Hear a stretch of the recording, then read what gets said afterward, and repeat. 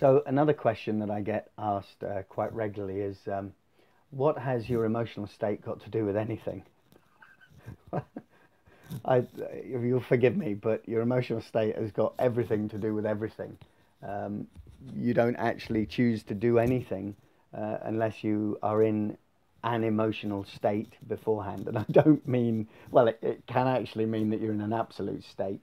But what I mean by state is the state of mind, the state of energy, and the feelings that are coming up within your body.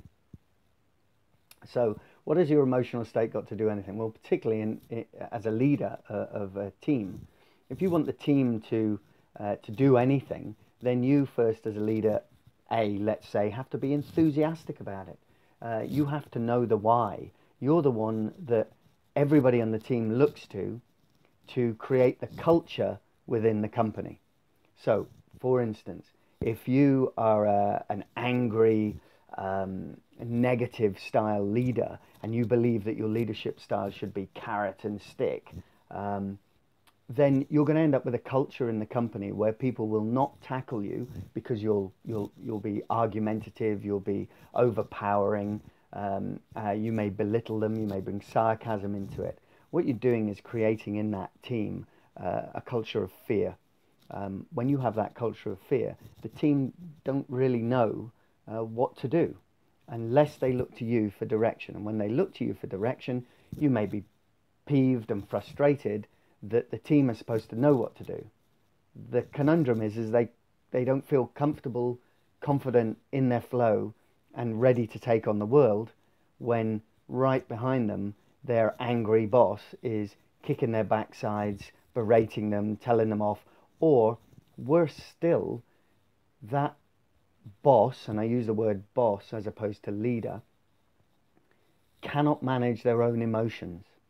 And when they cannot manage their own emotions, they appear to be quite unstable in the eyes of the team.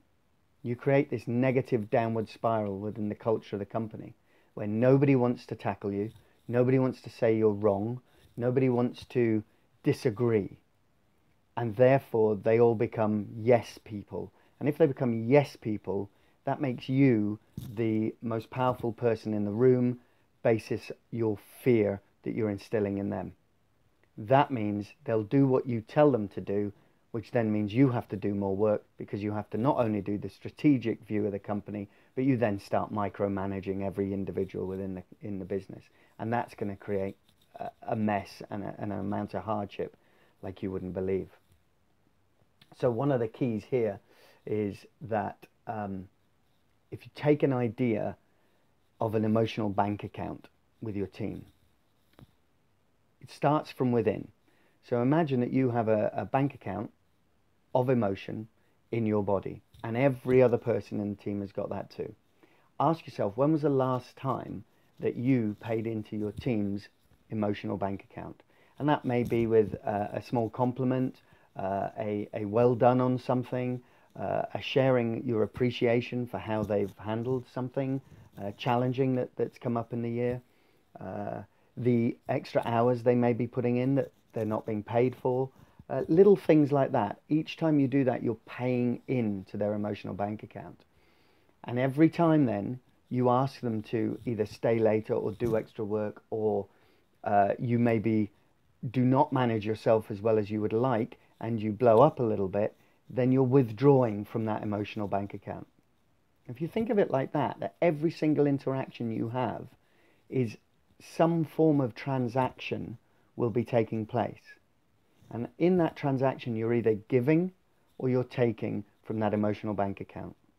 And I can tell you from experience, from also bitter experience, that the best leaders on the planet know how to pay into everybody's emotional bank account pretty much all the time. And what that does then is it creates the culture in the company that we're exchanging and paying in to each person's emotional bank account. Everyone feels better, the harmony in the company increases, and guess what? When people are in a great state, when they're feeling in flow, where they're feeling valued, where they matter, belong, and they're safe, then that's where you get the best productivity out of your people. Simple as really.